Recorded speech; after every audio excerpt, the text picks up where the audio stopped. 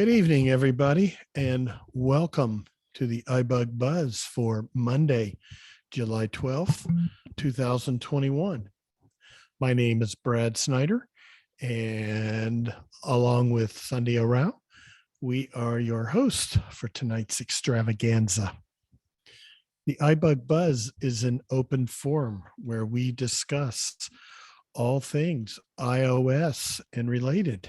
That includes your iPhones, your iPads, iPod Touch, the Apple Watch, and Apple TV. We also discuss related apps and maybe even some hardware along the way. This call is being recorded and will be made available on the ibugtoday.org website. Also, I believe still on the Sight into Sound website as well. Eventually, this will be posted as a podcast, and you can find it on your favorite podcast player of choice, or you can ask your smart device to play the iBug Buzz podcast. As I said, we are recording this call, so in order to help us get as clean a recording as possible, we ask that everybody stay on mute until your time to speak. For those who aren't familiar with the muting and unmuting, there is a switch. It's a toggle. If you're on an iPhone, you'll find this toggle in the lower left corner of the screen. If you're on an iPad, you'll find it near the top of the Zoom interface, a little bit to the right of dead center. If you're joining us from a Windows PC, you can use Alt-A. If you're on a Mac, it is Command-Shift-A. And if you're joining us on a landline telephone, you will use *6 to mute and unmute. All of those are toggles. You do the action to mute yourself and the same action to unmute.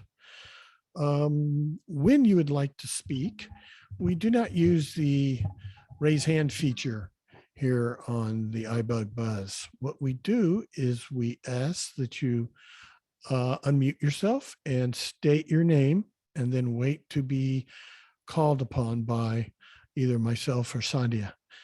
And that way we do our best to maintain an orderly call. I believe that's all the do's and don'ts and the introductions. Now let's see, I believe we have been joined by the iBug guy. So may I turn it over to you, Michael, for some announcements. All right, Brad, thank you. Yes. All right, we've got a few things going on this coming week in the iBug world. Starting tomorrow, Tuesday, the 13th of July, we've got our iBug Mini Buzz on the Clubhouse app. Much like our meeting tonight, it's a open Q&A forum for anyone with iOS voiceover issues or questions, and just there on the for those on the Clubhouse app. If you're not on Clubhouse, you can always go to our Facebook group, which I'll talk about in a minute, and find the link there to join up. Then on Thursday, the 15th of July, we have our Trekkie Talk. That is a discussion group for people that are interested in Star Trek. And we are currently watching the series Star Trek Discovery. We're in season 2, episodes 3 and 4 for this week's discussion. So those audio described episodes can be found, links for those can be found on our website. And if you want to join us, that's 8 p.m. on this very same Zoom conference line. Then finally, Friday, we have our iBug Night at the Virtual Movies. That will be starting for the pre-social at 7:30 p.m. Central Time, and 8 p.m. the movie will start. And our movie this week is, stay tuned for the mid-time, and we'll be revealing what the movie is. We'll come back at halftime or stick around till halftime for that. And then right after the movie, we have people stick around for a discussion and some trivia about the movie. So that's what we got going on this week. Like I said, you can find a lot of that information on our website, ibugtoday.org. All of the recordings that Brad mentioned earlier, you can find announcements of this week's plus other, the rest of the month things going on. You can find information about our one-on-one training and all the other trainings that we do. So that's a good place to find lots of good information. Then on our Facebook group, you can join our Facebook group if you're not already there. That's always a good place to get questions answered in between these Monday night calls. If you have issues related to your iPhone, and also that's where we also post other announcements like the iBUG mini buzz link for Clubhouse. Then you can follow us on Twitter. We have a Twitter account. Our handle is @iBugToday. Lots of good information is being tweeted and retweeted out by our Twitter master, Herbie. So follow us there on Twitter. Then you can follow us on Instagram, although we're not actively using our Instagram account, but it is @iBugToday, same handle there for Instagram. So those are the ways to keep up with what's going on. I can't remember if I left something out. Oh, we have a new book that we've just started reading for this coming up month. That'll be won't be actually a discussion group, won't actually happen until August 12th, but can get started early reading that if you want. And that is The Hot Zone. And I don't even remember the author or DB number. I don't know. Sonia might have those off the tip of her tongue. But it is The Hot Zone, a story, true story about the outbreak of Ebola back in the 90s. All right, so that's what's going on. And I will now turn it back over to you, Brad. All right. Thank you, Michael. We've certainly got a full calendar ahead of us there. All right. Now what we'd like to do is take a trip around the room and give everybody an opportunity to say hi, introduce yourself, tell us where you're joining us from. And if you're a new user, we'd like to hear if this is, new visitor to the call. We'd like to you give us a shout out on that and let us know if this is your first time visitor. So I'll get things started. My name is Brad and I'm in Dallas. This is Herbie in Houston.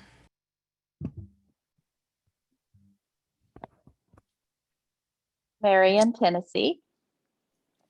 Hey, Jake from Michigan. Hey, Jake. Hello. Susan from Houston. Hey, Susan. Glad you're here. Chanel Hey, in Brad. Houston. Hey, Chanel. Carrie from Arlington Heights. Hey, Terry. This is Ned from Texas. All right, Ned. Dan from Southern California. All righty, Dan. Who else we got? Sandhya Keith from in Houston. Austin, Texas. Oh, sorry. All right. It's okay, sorry. Sandhya. All righty. Carol in San Antonio. All righty, Carol. Are there any more? Don't be Paul in shy. Arlington, Arlington. Virginia. All right, Paul. And who else was that? Jody from New Hampshire. Hey, Jody. Arlene, North Carolina. Right, Arlene. Shree from Virginia. Linda from Humble. Hey, Linda.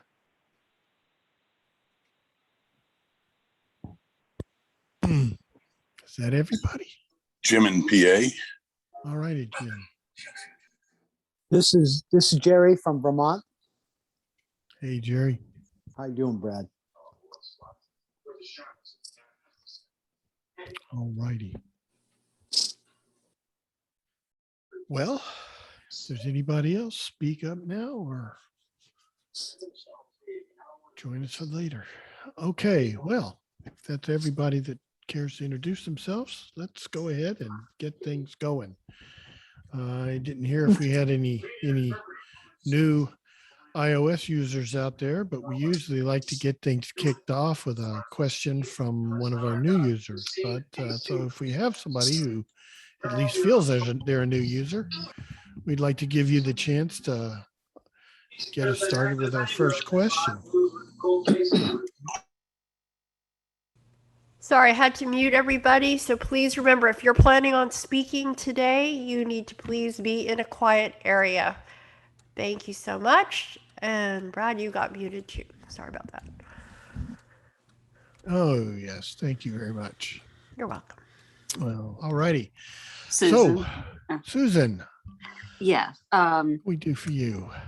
Alrighty. I've been experiencing lately on my devices, on my iPhone as well as my iPad, and I'm beginning to wonder if it's doing it on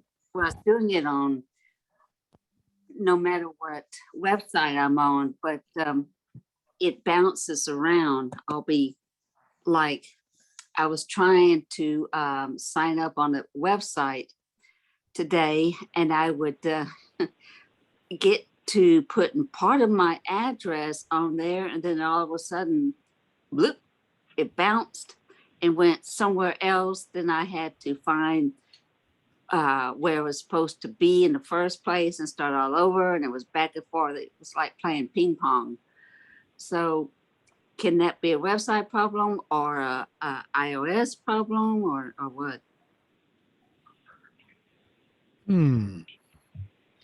Who thinks they might know what's causing Susan's bouncing around problem when she's This is trying to... Keith.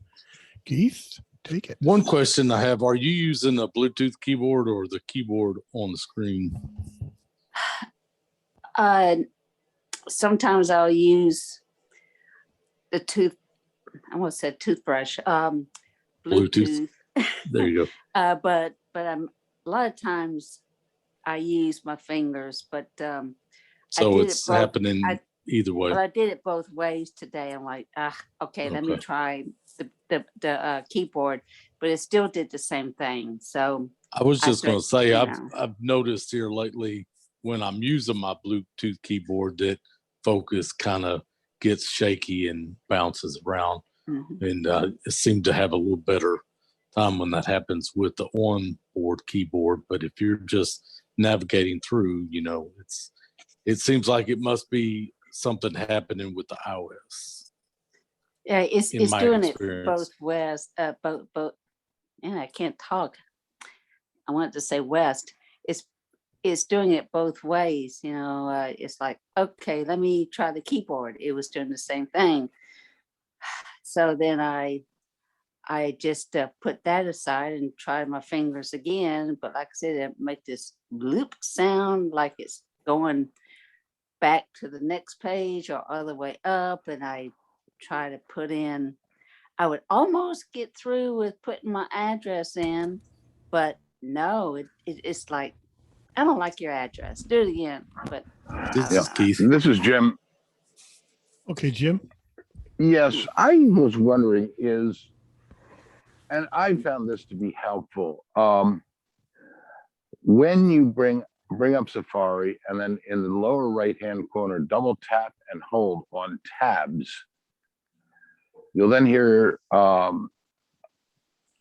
a page open up on your phone, and it'll say, like what you want to look for is delete all, and it'll give a number, open tabs.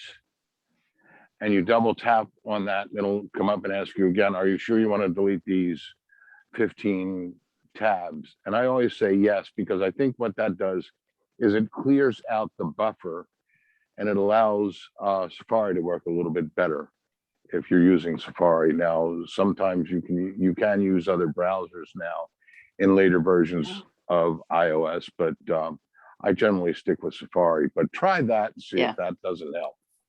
All right. Well, I use the apps. I don't know if that makes a difference or not, but as for tabs, there are some tabs that I have to leave alone because I need them open, but it is frustrating when all these other tabs starts getting in my way. You know, it's like, go away. I don't want you, you know. This is Keith. Yeah, Keith. Hey, I was just going to say that this is happening and probably has happened within the last week for me. And it is in apps as well as Safari. And it is always when an edit field is activated, it's like I'll type and it just gets out of the text field for whatever reason. But yeah, it's happening in both apps and Safari. So okay. All right. Thanks, Brad. y'all. Keith, is this something that's just gotten started since the latest iOS 14.6? Yes, for sure.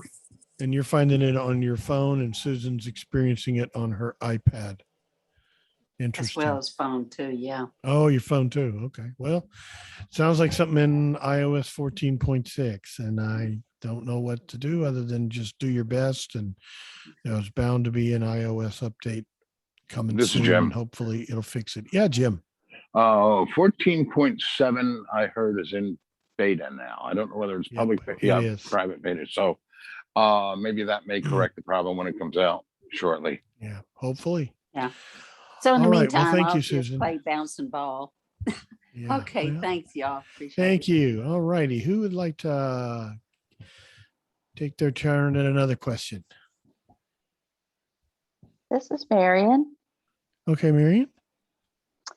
I am, I put this on the Facebook post, but I don't remember if anybody responded actually. I'm trying to find out if anybody knows the best way to watch the Olympics. I don't have cable, so I'm thinking, you know, streaming or an app or a radio station. And so far, what I have found out is that in 2016, NBC during primetime offered live audio description for their events. I didn't know that, and I've lost more vision and I can't see the television screen anymore. So I missed the 16 Olympics. But I also found that BBC Radio has a free app, and they have a sports radio, Radio 5 Live is their sports radio station thing. And they're going to stream a lot of the Olympics. But I'm just wondering if anybody else knows anything about that. I was trying to do some Googling before tonight, and I saw a press release from NBC that they're going to have live audio description of the 2023 Winter Games. But I couldn't find anything at all about these Tokyo Games or the Paralympics afterwards. Okay, well, this is Shree. Okay, Shree, go ahead. I was just gonna say maybe try installing the Peacock app. Oh, I did. Yeah. They actually right now, if anybody's interested, they have 6-month free trial for Peacock Premium, and I signed up for that. So yeah, I'm hopeful that will, but I don't know how much of their content will be audio described, and it's not very, useful to watch it, I found when I tried in 2016 without audio description. I don't know. This is Brad. Did the Peacock app replace there used to be an NBC app. I guess it goes replaced with the new one. Probably this Shri. is their subscription, it's their subscription channel. Yeah. Go ahead, Shri. Yes, it did. I think that's the new NBC app. Okay. And I'm not exactly sure. I didn't hear anything about the audio description, but usually, sporting events, usually have a pretty good description that's going on by, the people that are narrating the game. So it's obviously you probably need audio description for like the opening ceremony and stuff. But typically, when I watch the sporting events, somebody's usually narrating it pretty well. Okay. This is Jerry from Vermont. Go ahead, Jerry. I do know that I've been watching been looking forward to the virtual ACB convention.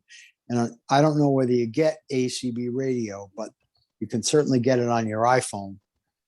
They are going to broadcast audio description of the opening ceremonies, at least, of the Olympics. Great. Yeah. Great. So that's what I've heard. Now I'm kind of new to this virtual convention thing, but that's what they're going to do. Well, I went to helps. the ACB virtual convention last summer and just went to some stuff at NFB, and it's really great when we're not able to be there in person. And I did notice, I looked at their agenda, they're having a lot of different discussions about and vendors of audio description this year at ACB. Yeah. Well, good luck with that. This is Paul. Right. This is Go Chanel. ahead. Chanel, go ahead, Paul, and then we'll go to Chanel. I was just going to recommend for those interested that there is a website that ACB has with general audio description information. And I know they have a contact. So if you had a specific question that wasn't answered regarding the Olympics, and I can give the website. Go ahead. Is adp.acb.org. And again, it's ADP is the Audio Description Project. So it's adp.acb.org. All right. Thank you, Paul. Thank you. Okay, go ahead, Chanel. Okay, and ACB has been doing a number of changes on their website so that for all what's going to be open at the convention or what is going to be convention, you can look at their acbconvention.org. That's all one word. And then they have acbmedia.org. And they have an ACB link app that works with their ACB Media, which was the ACB radio. But they've moved that with a bunch of their other things. And it's going to be, there's lots of people. The registration reopens again on July 14th, but you'll be able to catch pretty much all the content on your iDevice or other player, using the 10 ACB media streams. So there's definitely a lot to check out. Hang on. Let's say your name. I'm sorry, it's Jim. Yeah, go ahead, Jim. I'm sorry. I wanted to ask, I have the ACB radio app on my phone. Do I need to replace that with the ACB media app, or will that do the same job? This is Chanel. Go ahead, Chanel. Yeah, no, the ACB, as long as you have your automatic updates turned on, the ACB Link app has recently updated or was supposed to, whatever. So that one will be sufficient. And it should include all 10 streams. All right. Fantastic. Thank you so much. This is Jody. Go ahead. Say it again. Oh, one more thing. Where can I get the agenda? Okay, hang on, guys.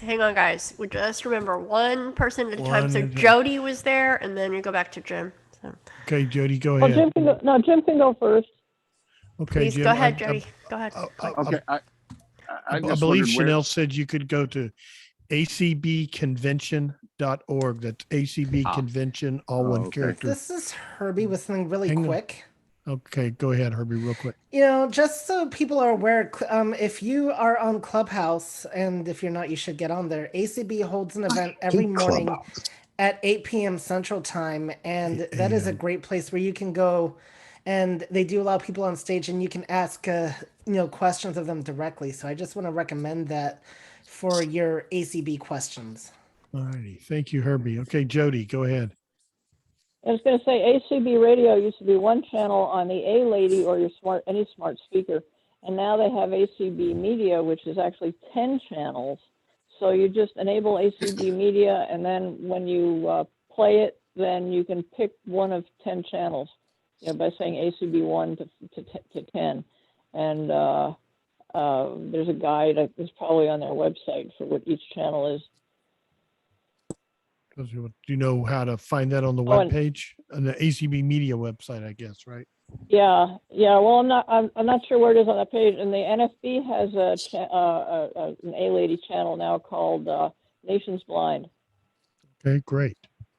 Was that just for convention, or is that on all the time? Oh, that's all the time. Although it's not as active by far as ACB, but they're gearing up. But they did have a lot of the convention events on Nations Blind while they were running the convention. When is the ACB convention?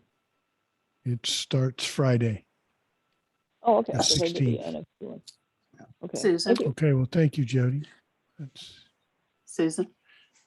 Go ahead, Susan. Yeah, y'all mentioned something about registration. If it's not going to be, like in the before this virus stuff started, if it's not going to be held with a group of people and it's only going to be online, then does that mean that people are still going to have to pay all that money just to listen to it online and register? This is Brad. I do know the ACB requires registration. I believe the fee is $20. And registration, I can't remember when it closed, but I believe it's supposed to reopen Wednesday, I would assume 8 a.m. or something like that. Wednesday the 14th, day after tomorrow. This is Dan. This is Go Jim. ahead, Dan. Hang on, Jim. Yes. Okay. Dan and Okay. In response to Susan regarding listening to the ACB streams for the convention, no, you don't have to register to listen to the ACB streams. You can do that just fine, but if you register, then you have the opportunity to participate in the Zoom sessions. So that was just my comment. Oh, that's good to know, because I wouldn't be interested in doing that, just listening to it. But if I remember, this is Michael. if I understand correctly, you can listen to it on the radio too, right? ACB radio. This is Michael. I'm going to break in here. Okay, thanks. Thank we you. need to stop the discussion on the ACB convention. We've already provided sources where to go to find all the information, and so we need to get back to what this forum is intended for, please. all righty. Thank you, Michael. All right. Who's got a new question for us? This is Jody. Okay, Jody. I wonder, my volumes have been all over the place. Today I missed a bunch of text messages because I was looking at emails and I didn't hear the tones and I'll be on a call and voiceover will be faint, and it's like, I know there's audio ducking, which I've played around with, and I've tried looking at various places to change the volumes on different segments, different features of the phone. How can I consistently get everything to have the same volume? We'd like to help Jody with her volume question.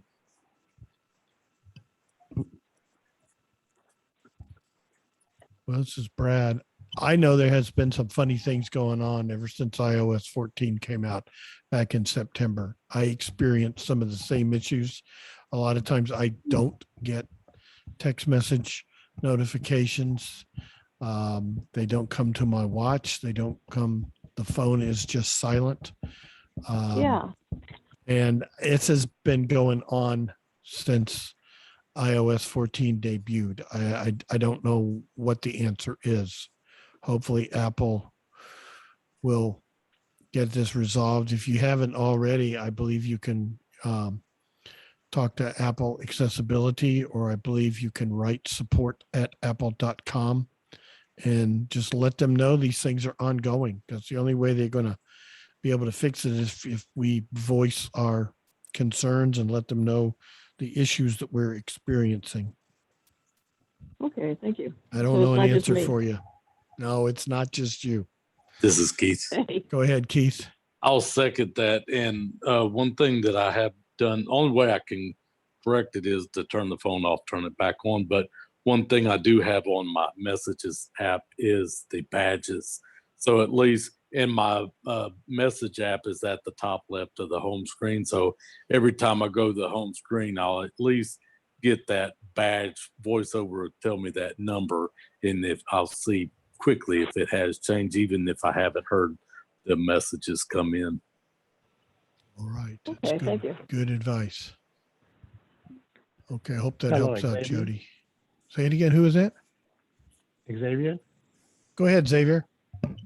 Yes, I had one quick question. I had signed up for iBUG training to be a mentee, and I haven't heard anything. Can anyone help me out with that or guide me This is somewhere? Sandhya. Yeah, go ahead, Sonia. Yes, Sonia. Yes, we are working on that. There's a bit of a backlog, and I'm sorry for that, but we will be contacting you very soon. So thank you very much. All right, thank you. Okay, well, thank you, Sonia. Okay, who hasn't had a chance to ask a question who'd like to This get is in Paul. there? Go ahead, Paul. Okay, I will attempt to explain this. This is regarding email. And I want to emphasize that everything worked fine until maybe 2 weeks ago. I can't pinpoint when it stopped. I have an iPhone 12 Pro and I have a Mac Mini. And for well over a year, I have been doing email on both, most of the time on the Mac Mini. So for example, I have two email addresses. One is a Verizon, one is Gmail. And most of my messages come through Verizon. And most of them I delete.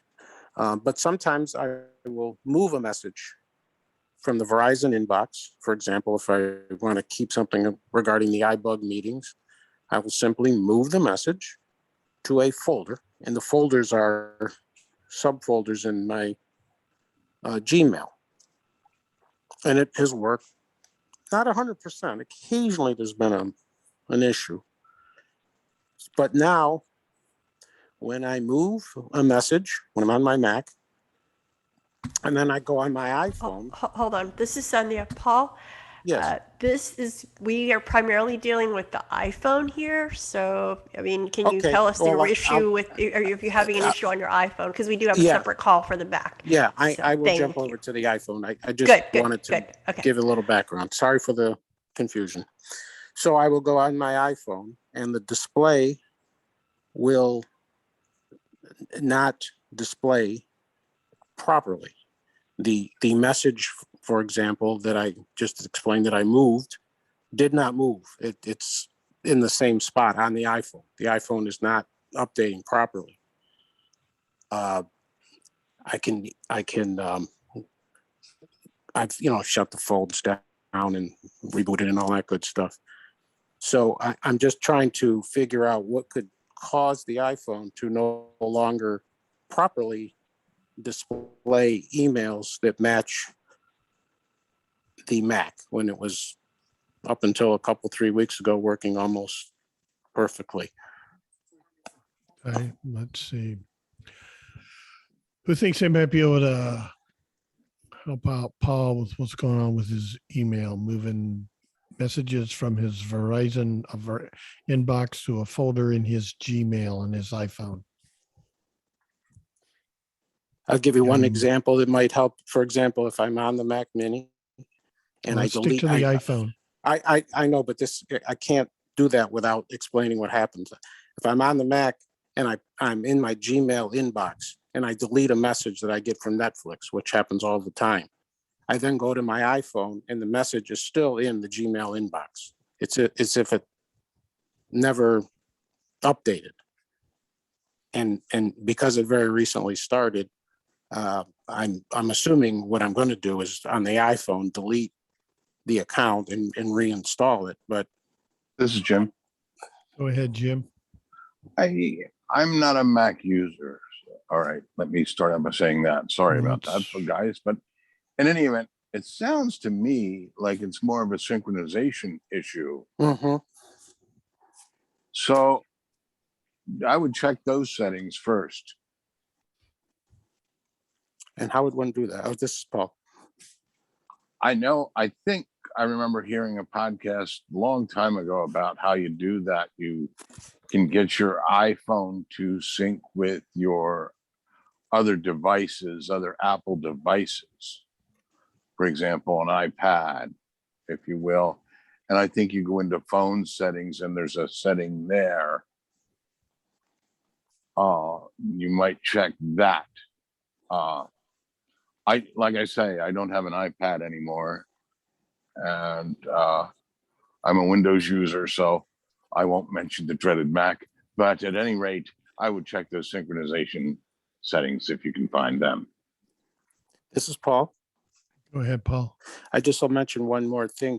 I have on the phone gone into settings and under mail, the mail app, there are settings, for example, to fetch and how often email gets updated, things like that. So I didn't want to change any of that at first because I hadn't changed it before the problem started, but I have experimented a little bit with that, and it has not seemed to make a difference.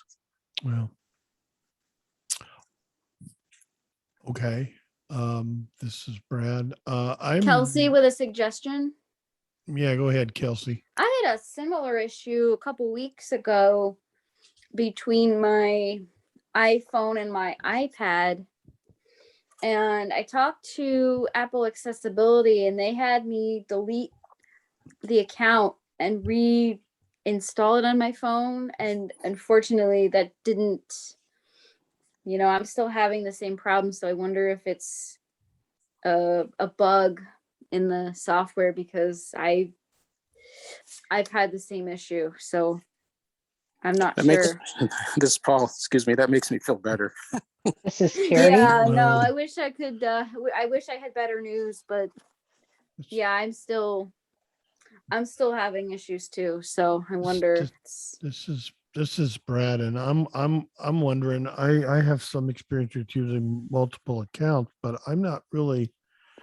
Have you ever had a problem before moving something from your inbox in your Verizon to another mailbox in your Google? Because I've not had a lot of experience doing that, because it seems to me that to go from one mail account to another, you kind of need to forward the email to that other email address. You're moving it from one server to another. And I was hoping Herbie might come in with something there, because I know he's got a lot of experience using Gmail and other email accounts.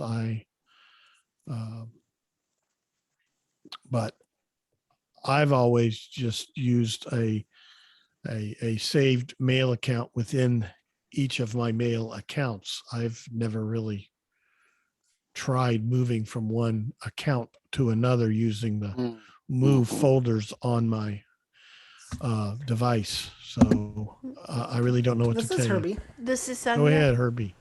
I just make use of the all inbox. I mean, I never try to move stuff with the mail account. Most of the time, I just rely on all inboxes for my mail, no matter the Apple device I'm on. So, and I use IMAP. So everything is in sync with the server. And Jim, had read my, I agree with Jim when I think he said it's some kind of syncing issue. So one device is connecting with the server, the other one isn't. And so I think you do have a syncing issue, but I just use all inboxes. And if I need to go into, the only time I'll go specifically into the account is if I need to get into subfolders like trash or whatever.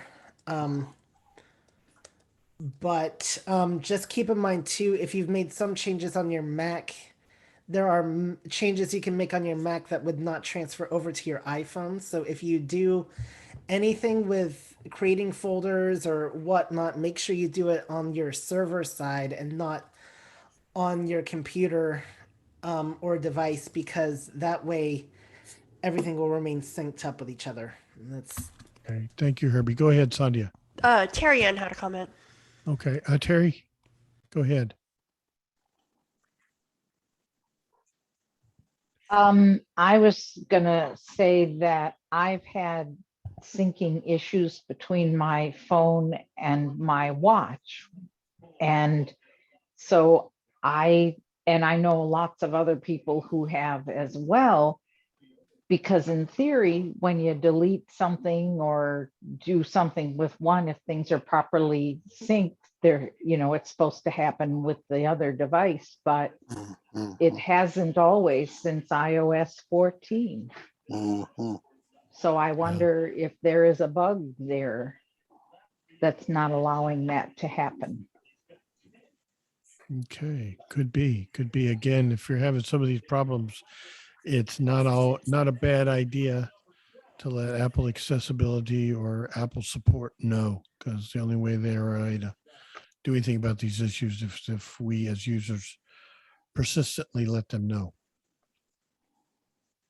All right, Paul, I wish we could have a definitive answer for you, but that's about the best we can do, I think. Let's see. This is Paul.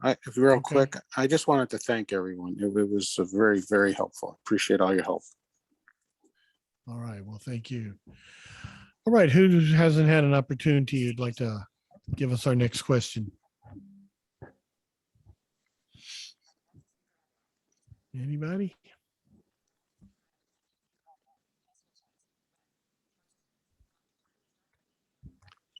Who hadn't had a chance who'd like to? Surely there's someone. Well, this is Herbie, if nobody else has a question. Go ahead, Herbie. So I just want to know if this is a bug with iOS 15, and you'll be able to answer this without knowing iOS 15. Just I want to preface that. Because I actually need the answer from iOS 14 users. So I have a weird issue where DoorDash, I can't find the cart button where I can't finalize the order and stuff on the phone. And I just want to know if anybody's used the DoorDash app with iOS 14 in the last couple weeks, and if they've had this problem. Yep. Go ahead, Jim. I am not a DoorDash user, but I have seen issues on other social media platforms where people were complaining about the DoorDash app, and they're having a hard time completing their purchases on DoorDash, and a lot of them have stopped using it. All right. As a result of that, so it may be, that it is a DoorDash issue rather than a build, a software issue with iOS. Okay, go ahead, Susan. Yes, I have been having a lot of problems with that for a long time now. The last time was just this past Saturday, and a friend of mine was over here. He was trying to place his own order, and he really had a problem too. He got first it said his order was delivered, which it was not. Then he had to, and it's just all kinds of problems going on with DoorDash. That sounds like something completely different, Susan. Yeah, I'm specifically about when you're done adding stuff to the cart, there's a view cart button type thing, and that's what I'm specifically asking about. That's what I'm trying to find out. Yeah, I understand. I think it's all connected together because So this is Herbie. Sorry to cut you off, Susan. I do apologize, but so with iOS 15, we have some buttons that actually do disappear, like the play button with music and Audible. And so I want to know if I'm just asking if the buttons disappeared for iOS 14 users or not, because I want to know if it's linked to that issue.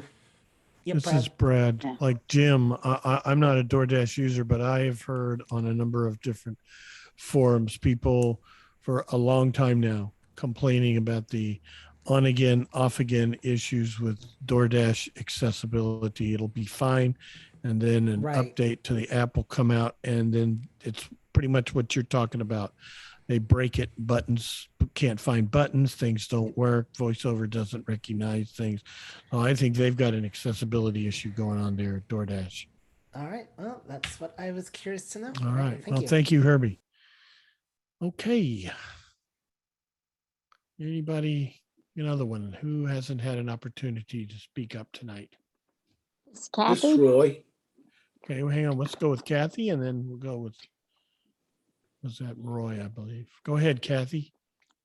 Can I ask a follow-up question to a game from yesterday on the iPhone?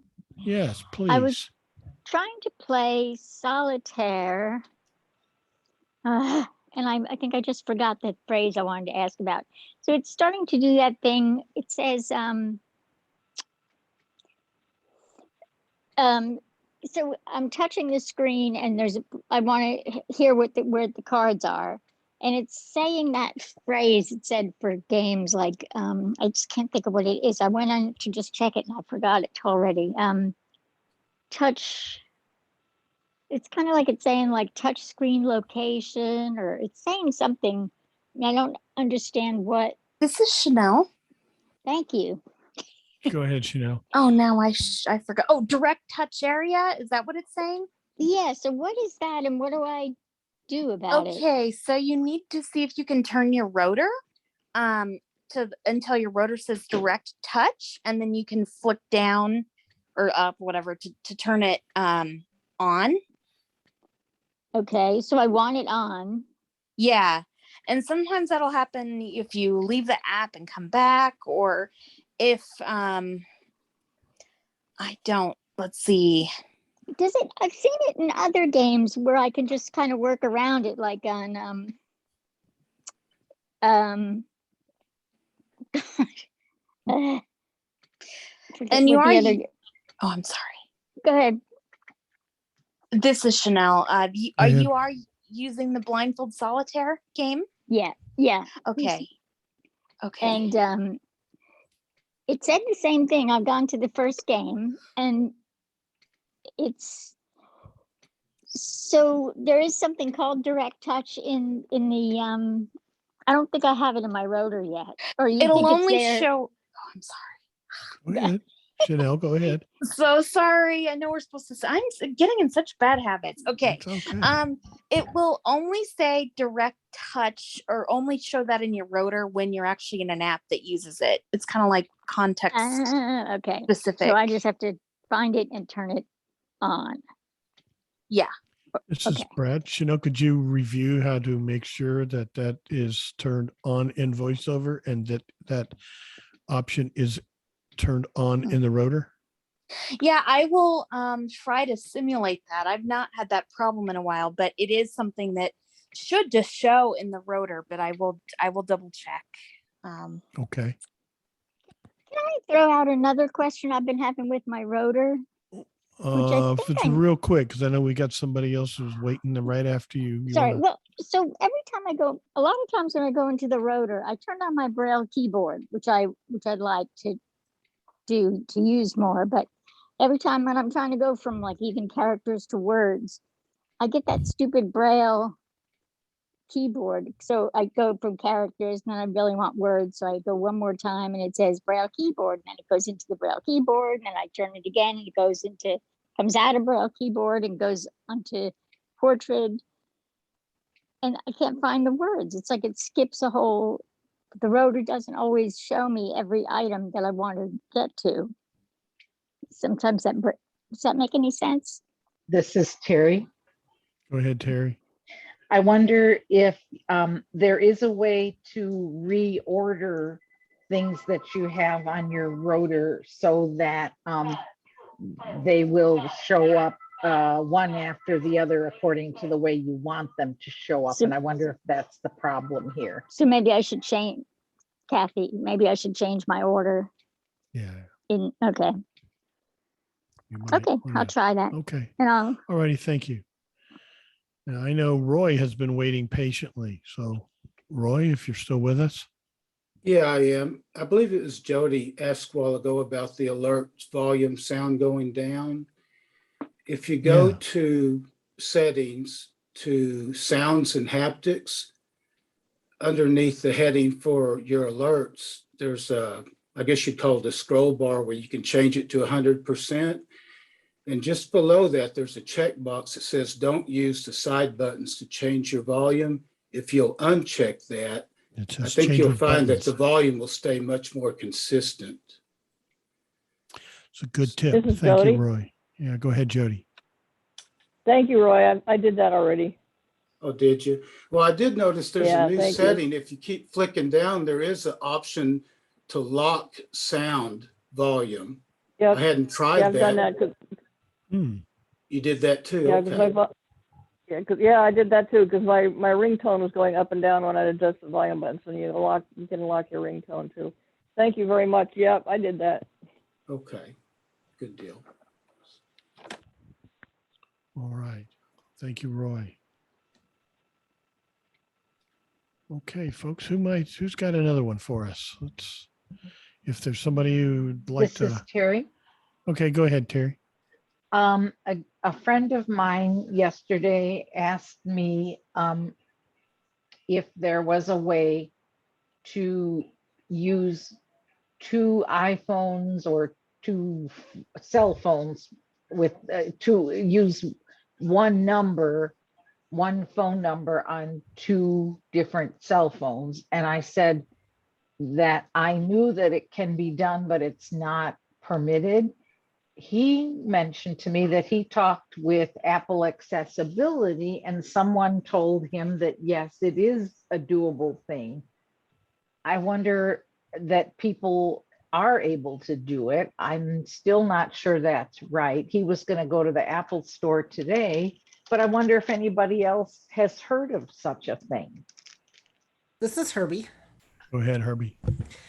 Yes, I do know how it can be done, and I've never done it on purpose. It's just the way things work. And actually, to be fair, I've never actually tried answering the call on my own phone. But basically, if you get, like when I order my new phones from Apple, I order with the SIM card, and I don't change the SIM card from one phone to another because it's one less thing I have to worry about. And what happens is, when you activate the new SIM card, your old SIM card may not fully deactivate until you wipe the old phone. So theoretically, that is how you could use the phone with two phones. If there are options for Wi-Fi calling and all that, that does not work with a deactivated SIM card on an old phone. I think the SIM card actually has to be activated. So that's how you can use both phones as a cell phone. Now, one other thing I will tell you in general is if you have an older iPhone, you can still use the internet functions of it just by having it signed into the same iCloud account or a different iCloud account. But it has to be on Wi-Fi. You can't use it as a cell phone. But I think if you have two SIM cards, that's the only way I know of how it could be done. Thank you, Herbie. Hope that answered your question, Terry. Okay. Was there Thomas here in Grand Junction? Okay, Thomas, go ahead. Hang Yeah, on. I just had a real quick question. Could somebody explain to me what containers are? Ooh, okay. That's a good one. We'd like to explain to Thomas about containers.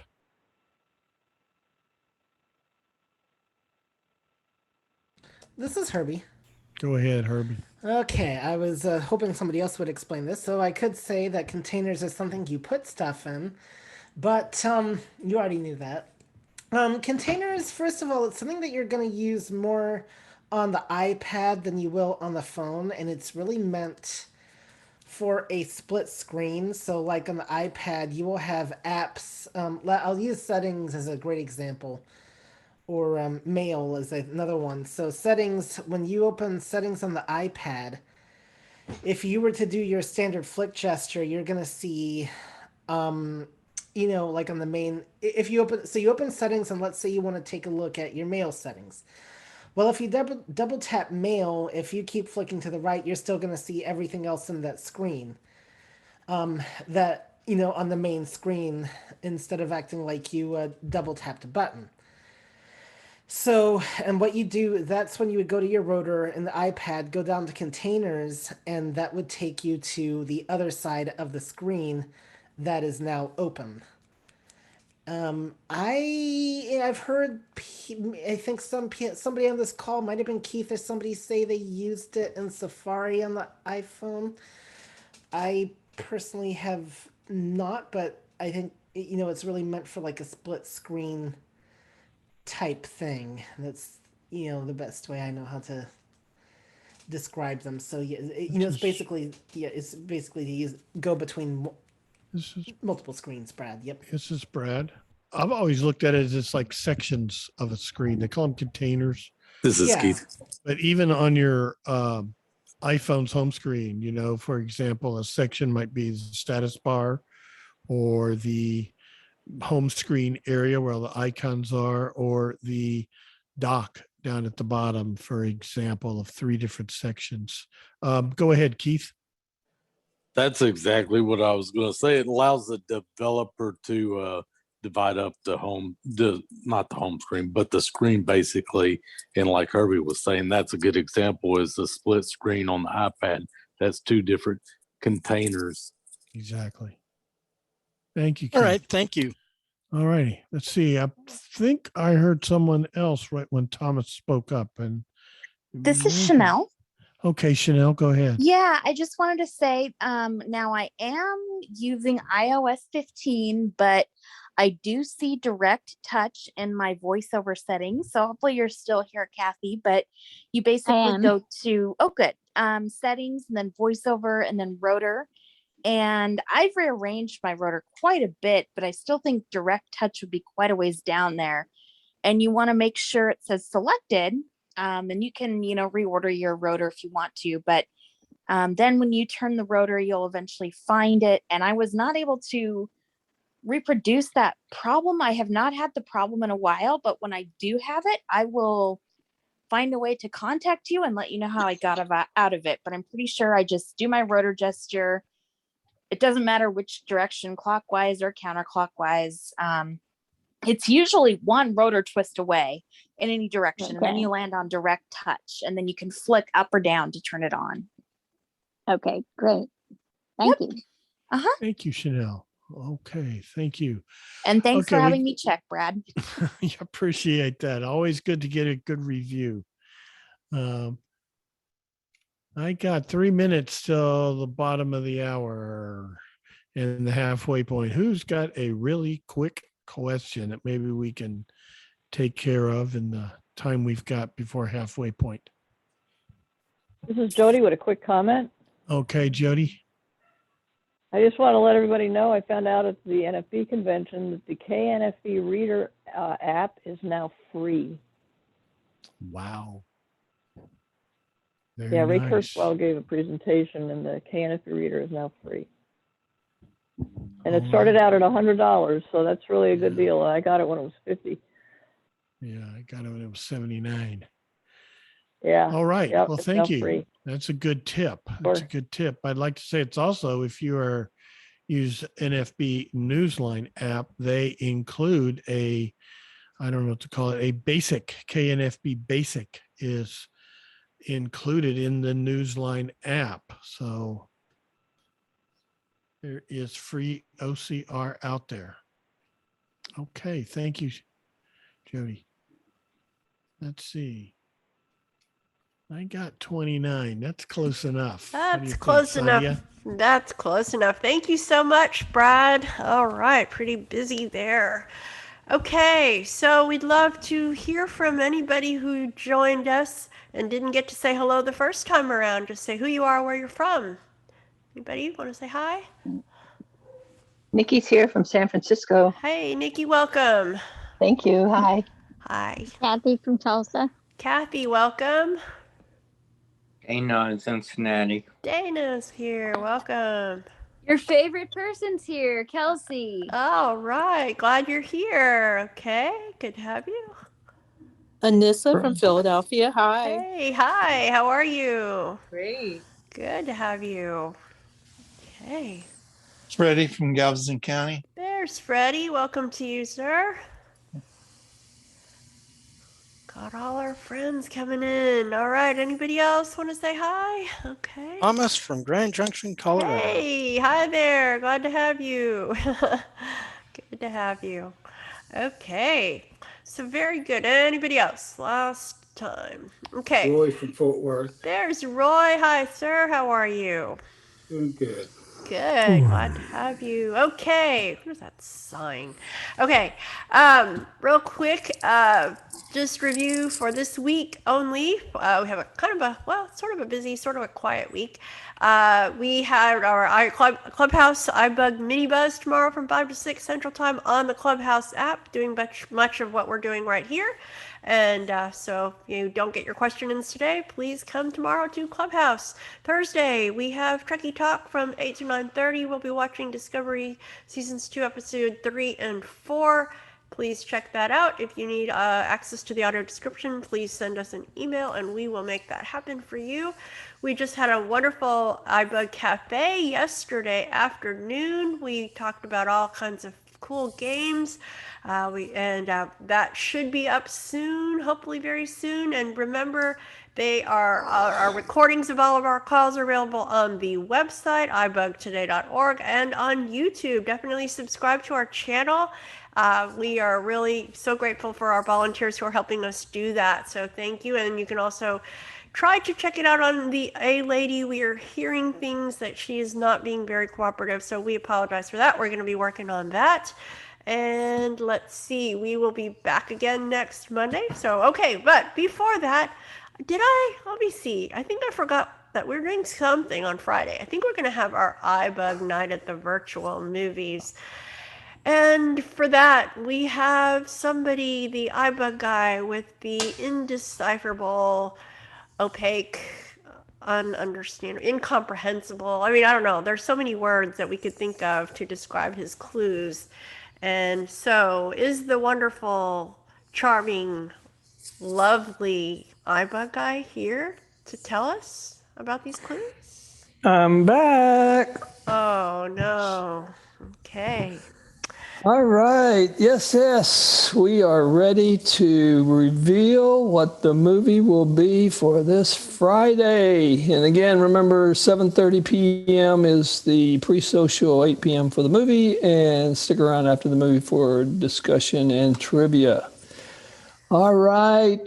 We are ready to do clues for the movie. And just remember, don't shout out the titles, say your name, wait to be recognized, and we'll call on you to provide your guess. All right. Before I get into the clues, though, I've lived in the South pretty much all my life, and I've heard this term, but I still don't know what it means. So maybe some of my other Southern friends can tell me. Over yonder.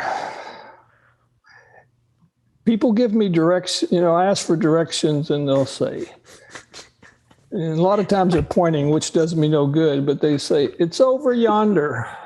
Are you riding your horse or what? This is Keith. Go ahead, Keith. I'll be there. And they probably use it along with fixing to. Yeah, they'll say they're fixing to go over yonder. Oh my goodness. I don't know if that's close by or like over yonder in the next town. That's in between close and far. So this is Jim. All right, Jim. I've only lived down south for a couple of weeks, and that was North Carolina, and I'm not even sure that counts. But to me, it would seem as though it's a direction as well as an elevation. So I would ask them that. Now, if they say over yonder, which direction, and over also as in how high? Okay. Oh, okay. That's new. All right. Well, very good. This is Nikki. Move on. Okay. This is All right. Nikki. We'll let Nikki Go fast, Nikki. Go ahead. Okay, according to my understanding, it could be anywhere between here and there. It could be across the country, it could be down the street. Well, this is coming from a Californian, so I don't know. Yeah, but about I spent a lot of time in Texas. Okay. All right. Very good. Here we go. Thank you. Let's go, Mr. McCulloch. Let's go with the clues. All right, clue number 1. What? Our movie. You're not going to announce it? What is this? Oh, yes. Sorry, I forgot. Yeah. All right, we are now ready. We are now ready for Michael Weiberg Mini Show. Very good. Here we go. Oh, God, here we go. Our clue number 1. Our movie this week is set. The setting of the film takes place over a holiday weekend. Ooh. Thought you were going to say it was over yonder, but okay. All right. Anybody else? Anybody? Oh, You're going to say your name before you say any answers. Okay, I think they're Kathy. Oh, Kathy. Go ahead, Kathy. Is it The Big Chill? The Big Chill is not correct. I think that took place over Memorial Day weekend, didn't it? Something like that. Labor Day, Memorial Day. Maybe Labor Day. Okay. Dana. That's a good guess. Dana. Sleepless in Seattle. Sleepless in Seattle. Which holiday weekend was that? Was it Valentine's Day? Oh, yeah, I think you're right. They met on Valentine's Day. But This is true. that's not necessarily on the weekends. Okay, go ahead, Shree. That's true. Is it Home Alone? Home Alone over the Christmas time holidays. Nope, that's not a week necessarily on a weekend either. All right. Marion. We'll take one more Keith, and guess. then we got to go. Oh, Marion. Keith, that's right. Keith and then Marion. Hold on. I was just going to say planes, trains, and automobiles. Planes, trains, and automobiles. Another one over the Christmas holidays, which isn't necessarily over a weekend. Okay. Marion, and then we got to move on. Okay, Marion, last one for the first clue. Okay, since it's Michael, I thought Independence Day. Independence Day! You got the right holiday, but the wrong movie. Oh! Good. Okay, move on. I gave it away. Oh, no. Okay. All right, the second clue. The film's director employs a common strategy. Jim. Wait till I give the clue. Why? The film's director employs a common strategy used by Alfred Hitchcock to build suspense. All right, Jim. All right, I won't even guess the name of the cartoon you showed before the movie. So I'm going to say Born on the 4th of July. Born on the 4th. Okay, no. No. Next. That's not the right movie either. That's a good guess. All right, Keep going. Oh, The Lost Weekend. The Lost Weekend. I've never seen that one, so I don't think that's correct either. Okay, All right. It's an old one. Okay, that's an old one. We'll put that on our list. The Lost. Who's in that one? Don't worry about it. Ray Milland. Ray Milland. Okay. Was he my favorite Martian? Next. Ray Milland. Hold No. on. Okay, keep going. Next clue. Go on. All right, moving on. Clue number 3. The main character is actually not seen for the first hour of the movie. This is true. Oh, no. Shree. Is it Jaws? Oh, my goodness. Oh, no. Jaws is correct. Oh, Oh, wow. Five-time champion. no. Five-time champion. Five-time champion. Oh, my God. Please. Yes. Stop. Make him stop. Mr. McCulloch, stop. my All God. right, all right, all right. It's He all good. You got have the it. power of the mute button. We have hit a new low. Oh my But goodness. what does the Oh, top it's an air say? shark. Okay. That was going to be my last clue if we got that far. So I had to play that one. All right. Very good. Very good. Shri got it on the third clue. How did you get that, Shri? Because I did hear about the main character not showing up in an hour and a half, over an hour in the movie. Yep. You mean the shark? Yep. All right. Very good. So This is scary. Jaws, the original Jaws from 1975, starring that guy that I can't remember. And Roy Scheider. Roy Scheider. Scheider, Oh, and then Richard And we don't know who, Dreyfuss, and we and don't know the Robert, name of the shark. and All Robert right. Shaw. This is scary. Oh, go ahead, Terry. Hint.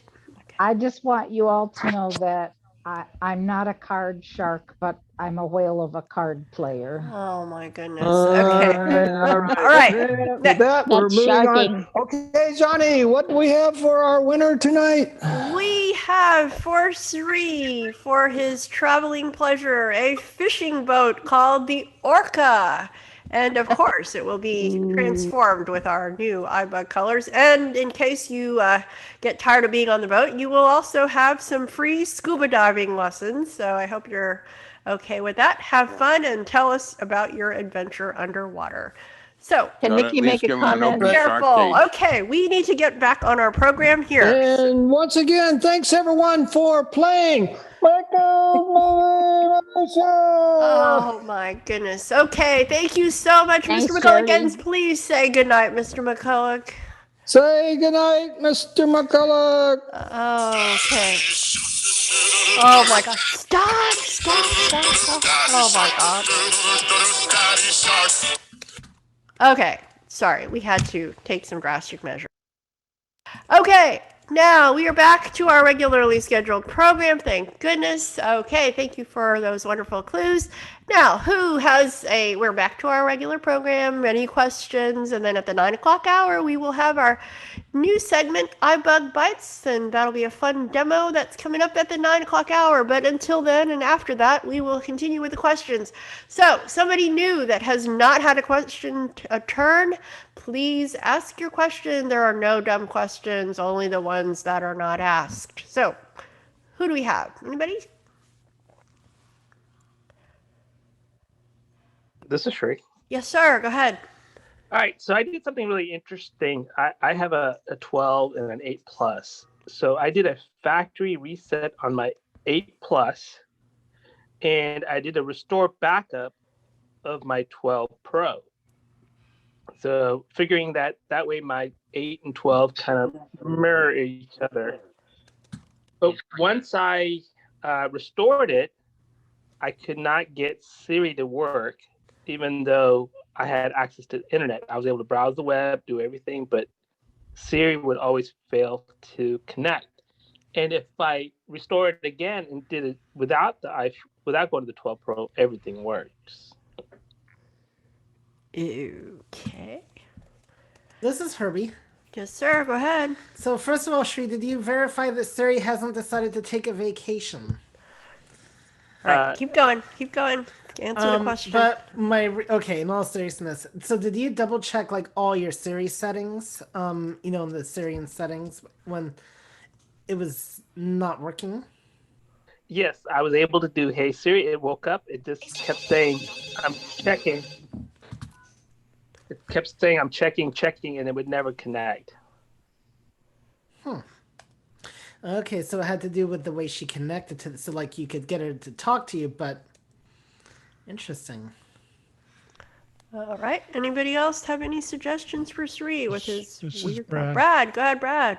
I suspect Shri has stumbled upon an unknown issue with backwards compatibility, and that perhaps restoring, I would think when you restore, it just restores data and restores settings and things, but there's got to be something about the newer phones settings and things that don't work with the older device. That's the only thing I can think of. This is Shree. Go ahead, Tree. That was kind of where I was leaning towards. I was trying to figure out if the home button versus not having the home button with the Siri. But I did use the wake word also to try it, and I ran into the same problem. So, my fix was basically don't restore it from the backup, just go fresh, which is what I'm doing now. But I was just kind of curious if you had some thoughts on it. All right. Thank you, Sri. Anybody else with a new question? New problem? Anything? It's all free game. This is Dana. Yes, sir. Go ahead. Well, this is going back from last week. Talking about unwanted iPhone. How to what? And, I'm sorry, you faded out. How to do what with your iPhone? Unwanted callers. Oh, unwanted callers. Okay. Unwanted calls. Uh-huh. I found out that if you go to settings and phone settings and click on that, and then go to enable unknown callers and make that and double tap on that and turn that on, it will not, when an unknown caller calls your phone, your phone will not ring, but it will announce the number. VoiceOver will still say the number, but it will say unknown call, but your phone will not ring. Okay. That's one way of getting rid of or annoying calls.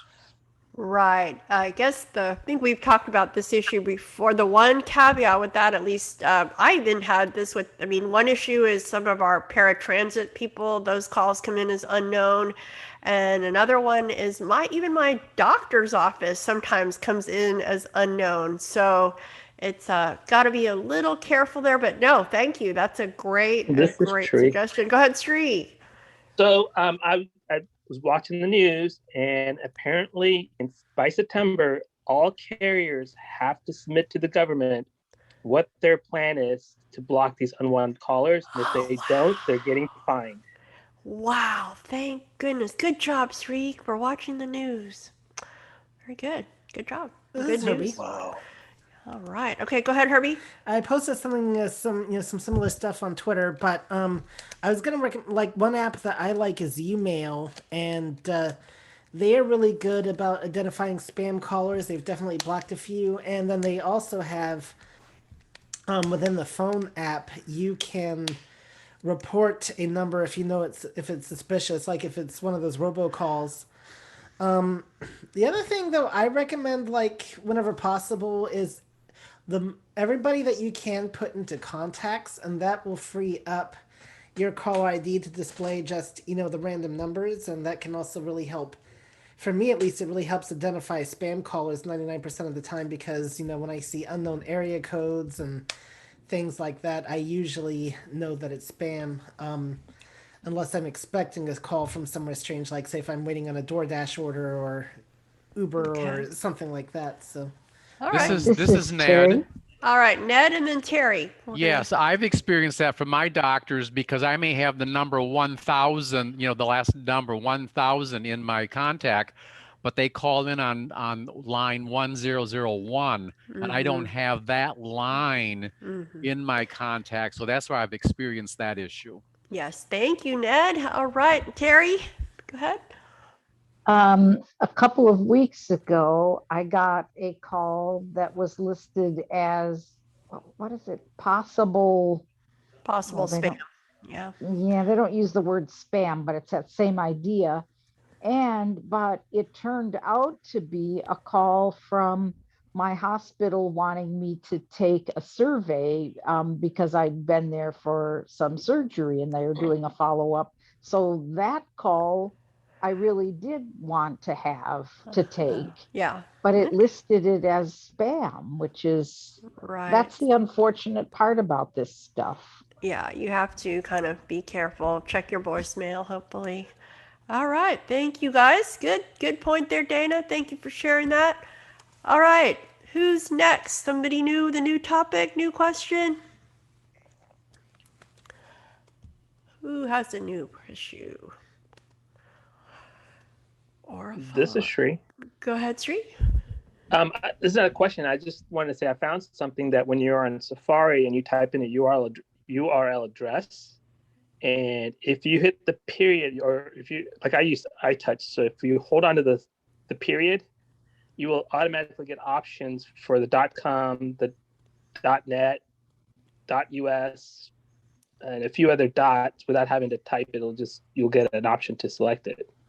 Oh, that's pretty And if cool. you use a standard typing, if you do a if you use a double tap, if you double tap on the period, or you double tap and hold, you'll get those options also. Very nice. All right. Thanks, Sri. Anybody This else? is Dan. Yes, This is sir. Dan. Go ahead.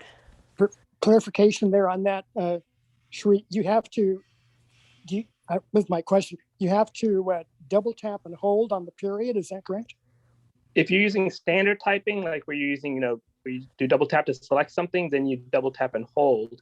But if you do it iTouch like I do, I just hold onto the period, and then the options will come up.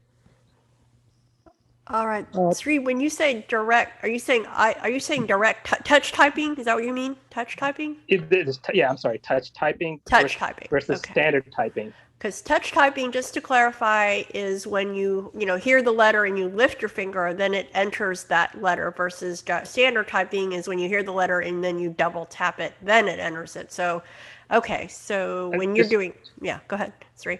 Clarification. So on what you're saying, Sandhya, it is true. But if you do direct or iTouch, if you hold the letter, it will also select it. Even if, like, let's say, you know how we can lift it to select the letter, but if you leave your finger on it for a second or so, it will also select the character. And that's what the period is doing. So if you do typing where you just touch and lift, instead of lifting it, just keep your finger on the period, and then you'll get the options. Okay, I'll have to try that. Didn't know that. Okay, Dan, you had another follow-up for Sri, or is that clear? Yeah, I think I've got it. You've got to hold on the period in order to bring up those options. Is that right? Yeah, I think that's the way it works. All right, very cool. I actually have. Okay, well, who else has a question? Anybody? This should be a fairly straightforward question. How do you do the caps lock? Somebody's always typing iBUG, and I'm sitting there literally typing capital This B, is Terry. capital U. Go ahead, Terry Ann. To turn on the caps lock, you quadruple tap the shift key. My goodness, quadruple tap the shift key. I never would have guessed that, but okay. I used to be able to do it some way, but This is Brad. Brad. They changed it. Prior to iOS 13, it used to be a triple tap of the shift key.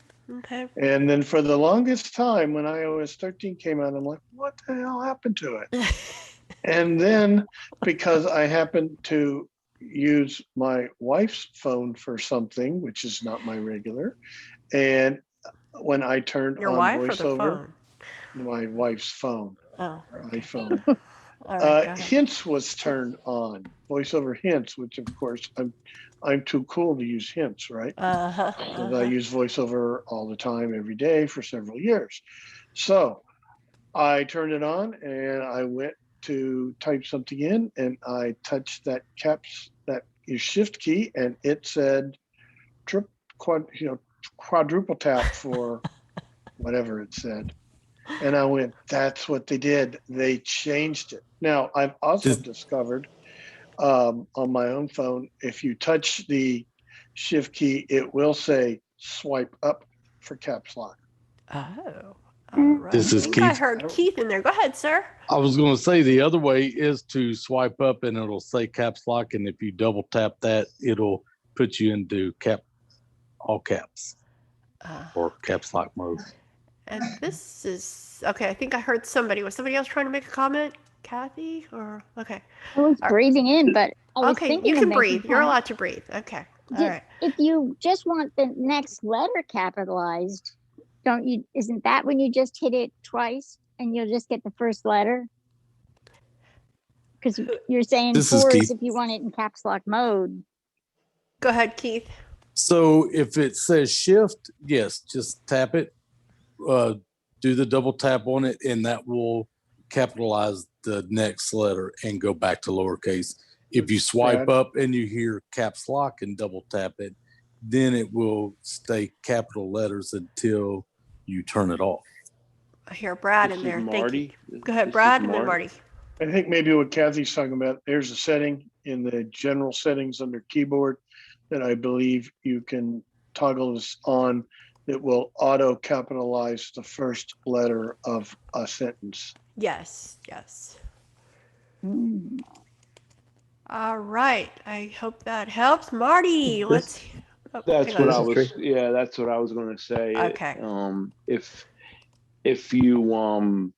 If you hit the shift, and the way I found it easiest to get the shift key is I go in that first row, the ZXC, and I just go to the left of the Z, and there's the shift. And if you're in standard, not standard, but the touch typing, if you just touch the shift and release, the next letter that you type will be capitalized. Thank you so much. And I think I heard Sri in there. Sri? Yeah, I was just going to say, I mean, this is kind of like a side option for you, especially if you type this, iBUG today a lot, is maybe create a keyboard shortcut, like maybe you do a @ or something that would automatically do all that extra work for you. Yes, I know. I should do that. I will. All right. Well, very good. Yeah, text replacement, I believe is what it's called. So yes, thank you guys. This Kathy. Yes, ma'am. Well, because of all this, I sort of gave up on capitalizing things. Am I turning into a real pig, or is that happening all over the world? It's just too much trouble. You saw the periods, you know a sentence is starting. That's so funny. Okay, is Kathy turning into a pig? Anybody want to weigh in on that one? Brad. Grammatical Brad, pig. go ahead, Brad. A grammatical pig. Okay. I'm not touching it. Okay. This is Keith. Go ahead, Keith. I was just going to say, I do not think it's as bad as all this non-punctuation that's going on, especially Twitter. It's just run-on sentences, but so I think you're safe, Kathy. She's As long as I use punctuation. Hold on. Okay, what? Sorry, go ahead, Keith. I was just going to say whoever that is that's not capitalizing the letters. I'm not saying it's you, Kathy. All right. And well, I didn't know this all the time. Somebody told me that, I guess this is obvious, but like if you accidentally put everything in all caps, that's a sign of anger. Like I didn't know that, like writing a capital K. I mean, I've done that before, and my niece said that was rude. And I was like, rude? I didn't know that it was rude. So This is Keith. Yes. Yeah, you're screaming at somebody in all caps. Oh yeah, so we got to be careful with that. Okay, so I find out the hard way. So this is Herbie. Yes, go ahead, Herbie. So then, okay, so the BUG is in caps for iBUG. So then, does that mean that you guys are screaming at us? Yeah, we are proud of iBUG. This is So Sri. yes, we are. Yes, it's Sri. Go ahead. It's all caps and red. Then What? if it's all caps and font colors red, then you're screaming. Oh, okay. All right. Well, we If will. it's black, it just means you got to pay attention. It's Oh. important. Okay. But red usually means that you're upset. Okay. This is Nikki. Yes, ma'am. Well, when I did something in caps, and my son-in-law said, "Quit shouting at me." I said, "I'm not shouting at you." He said, "Yes, you are. You put everything in caps." So I thought, okay, cool, whatever. So this is the first time I've heard about it being screaming. Yes, we are learning etiquette here, y'all. Etiquette is important because we may not even realize what we're doing. And I mean, also, just wanted to mention, remember how there are also ways when you send text messages, there are those ways to send things with effects, which I love to play with. And one of these days we'll talk about those. Those are a lot of fun. All This is right. Sri. Yes, sir. Just a comment. what Herbie said, the bug is actually an acronym. So I think acronyms are acceptable to be caps, aren't they? Yes, it's an acronym. I love the word acronym. Okay, now we are at the wonderful 9 o'clock hour, and we have Mr. Brad is going to show us something super cool. We will mute everybody for just a moment, and it'll be a quick demo, and then we will be back.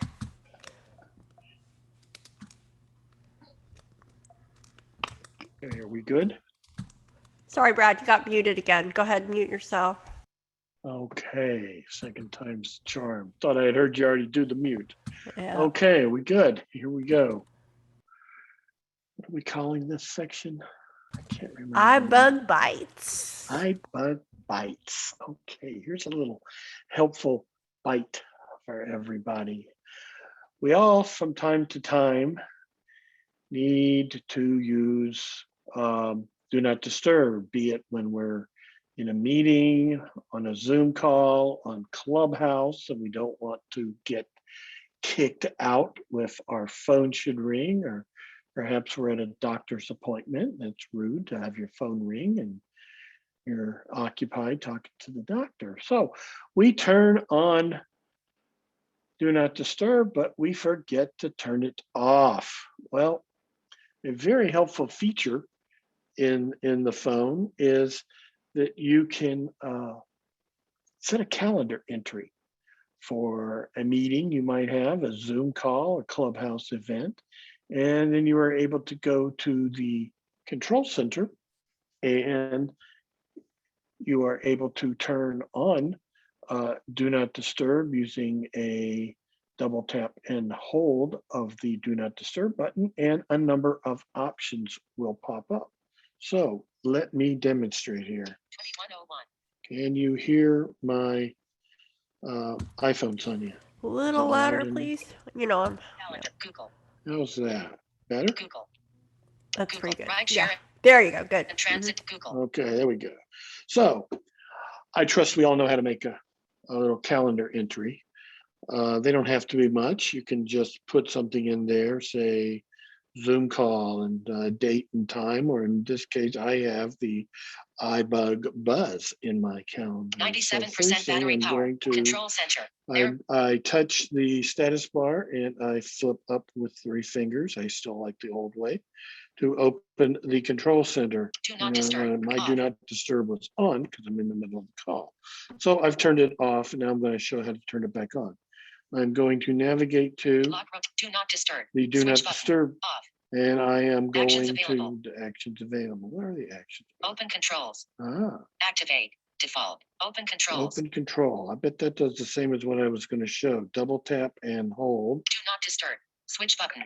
Off. I double tap and hold. For 1 hour. Button. And it opens a little context menu. And the first item on the context menu is for 1 hour. Well, that might be good. Until tomorrow morning. Until tomorrow. Button. That might be good for overnight. Until I leave this location. Home. Button. Until the end of this event.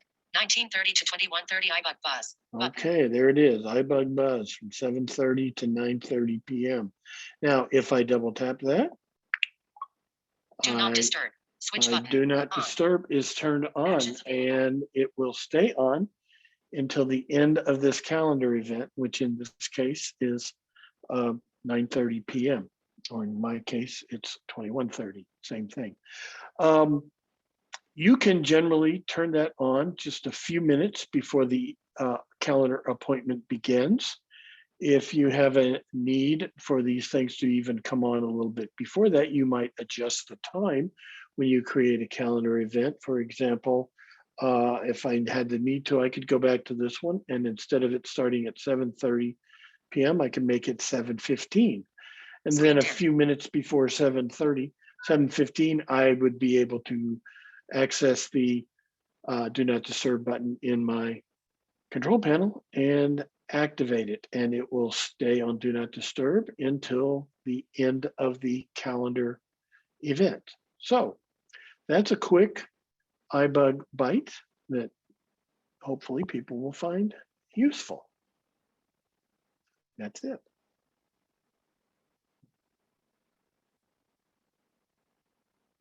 Are we there? Very cool. Thank you, Brad. Okay. Yes, always need something like that. It seems like the doctor is like digging in your ear or whatever, and then the phone's ringing, and you're like, oh my God, just don't mess up while you're in my ear, you know. So okay. Or you're in court.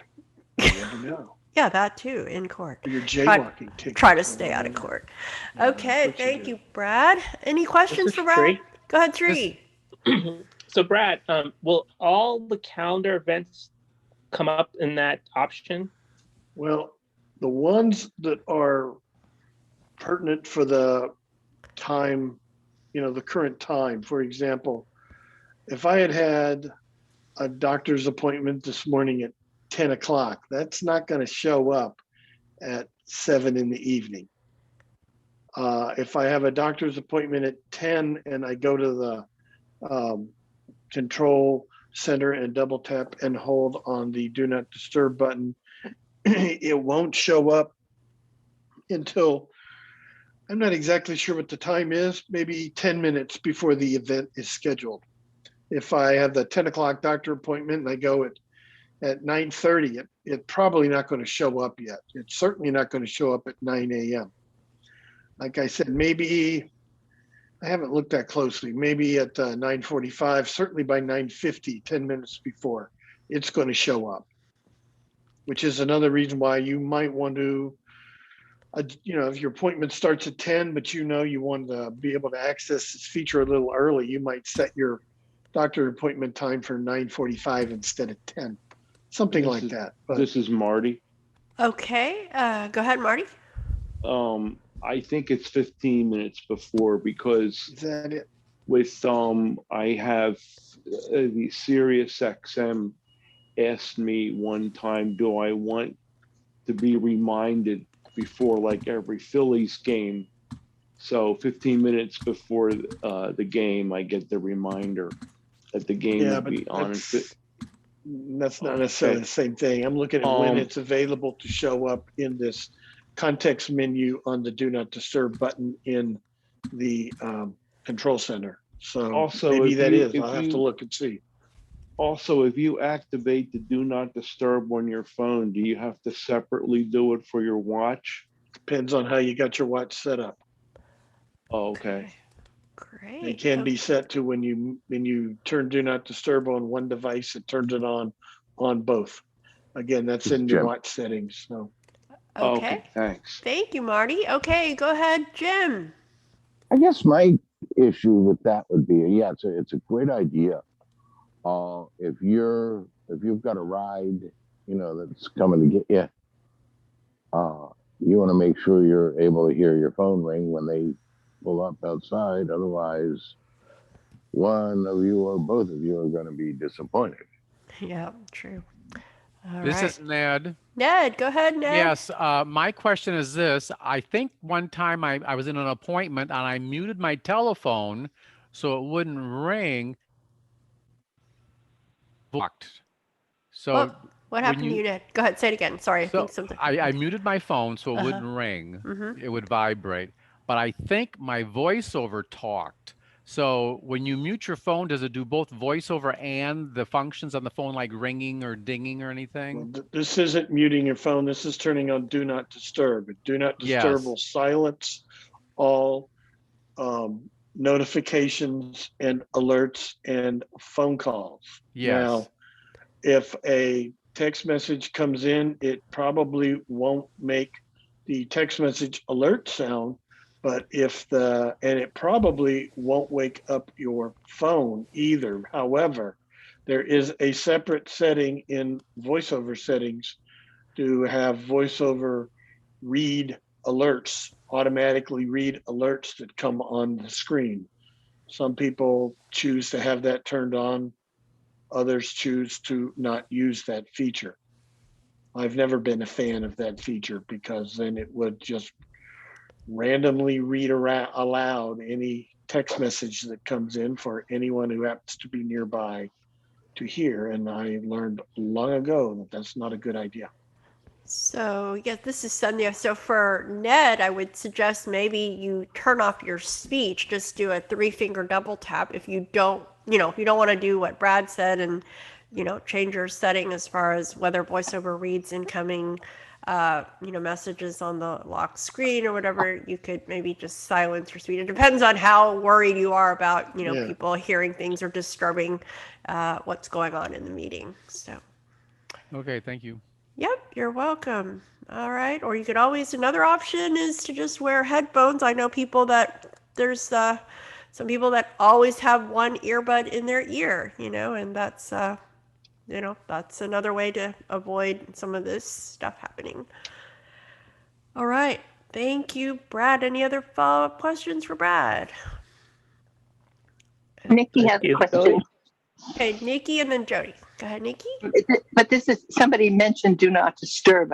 You're talking about setting something else up. But when I put in do not disturb, if I'm facilitating a program, nothing will come through except the alarms that I have set. Is there a way of turning them off? I do not know, because I'm not I set an alarm to wake me up in the morning, but I don't use them for any other time of the day. I know you use them for all kinds of things to alert you to different things you've got going on throughout the day. Usually 5 minutes ahead of time. Otherwise, I'd never get anywhere.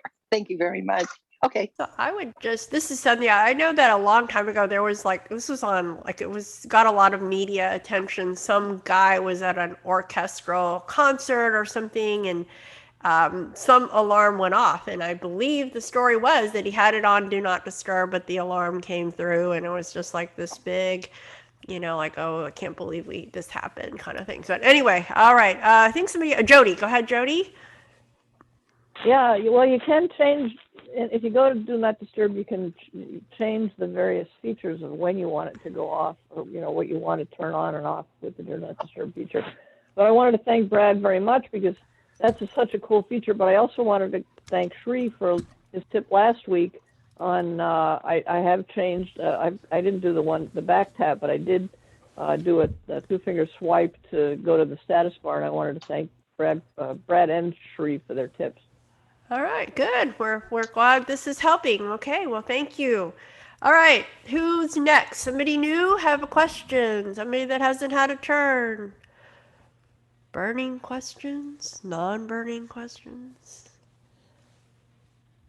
Anybody want to talk when you have a question?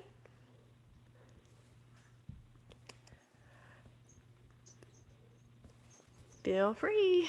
It can be an issue you're having, something you observed, something you want to share with the group. This is Sri. Go ahead. I give another tip that I learned this week. Okay. When you're deleting something, we go to the keyboard and we double tap on the delete button. I also noticed that if you hit the delete button once and then do a one-finger triple tap, it will most likely delete that word for you instead of having to delete. You can do a one-finger triple tap. Okay, you do a lot of deleting, so very good. Thank you, Sri. I'll have to still try the other tips you've told me, so very good. I have a question. Okay, does anybody else have a question? Who'd really want people to, ask questions? This is for you guys. So real quick, yes, go ahead. Who's that? Dan? It's Terry. Terry, sorry. Go ahead, Terry. I also know that if you, talking about deleting things, if you set it to do so in your rotor, I think it is, and you start deleting something, let's say you've got a whole string of characters that you want to delete, you go to the bottom of the text and you hold your finger on the delete button and it will just delete till you stop, till you lift your finger, or until it gets done deleting the entire string of text. Okay, cool. Thank you. Thank you very much. Okay, real quick. I was trying to do something on Safari the other day, and it kept telling, I typed in the website. I don't know how I got here, and then it said, private browsing mode, and then I got stuck in there and I couldn't get out, and I didn't know. It was trying to explain to me, oh, nobody's going to know what you're doing, and I'm just like, I don't care. I'm not doing something that is like illicit or something. But anyway, is there anything that I can do to stop that, or do I just say okay, or what do y'all recommend? This is Sri. Go ahead, Sri. So basically, you're basically browsing in a mode that can't be tracked. And typically, I think what you do is you I'm just going to ask you if you did this. You basically went to a website and you might have flicked to the left because there's Yeah, I an was option trying for you to get somewhere. Oh, sorry, I didn't mean to interrupt. Go ahead. No. I just wanted to make sure that what I suspect you did was you flicked to the left, because I think the second option or the first option, if you flick left, is to browse in that mode. And I believe if you want to get out, you're able to flick to the right to get out of the that mode. Yeah, because I couldn't ever move past that. I couldn't ever open the website. I was so frustrated. So, okay. Does Did it you already matter? get into the website? Did you go into the website, or you were just in that mode? I don't think I succeeded. I think I had to like close out Safari, and then it kept happening over and over, and I was really frustrated. This is Terry. Okay, Terry. I hate that private browsing mode. I think it's like allowing you to browse, like he's saying, in a way that it's not going to show up so that the website can't track you. But so you're not actually in a website. I wonder if it's kind of like, if it's similar to or the same as telling it not to display your cookies so that websites can't track you. But I don't know how to turn it off either. And I don't like it. I kind of like it for what it does, but it's difficult to work with, I think. Okay, I think Brad's got a solution for us. Go ahead, Brad.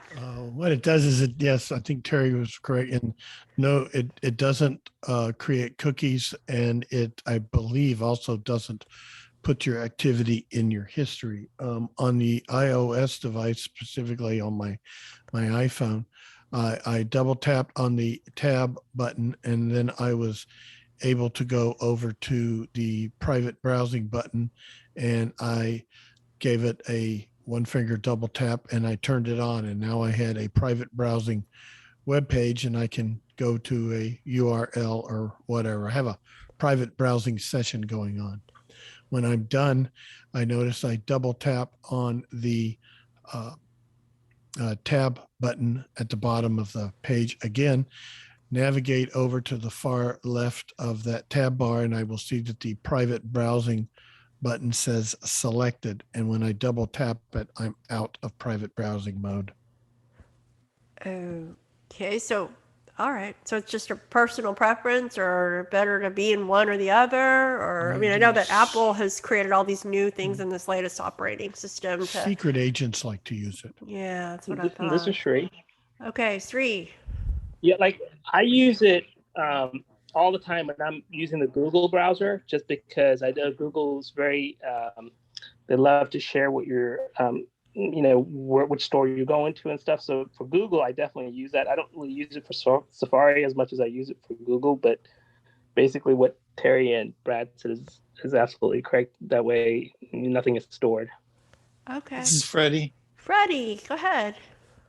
My question is anyone running anything higher than 14.6 on their iOS?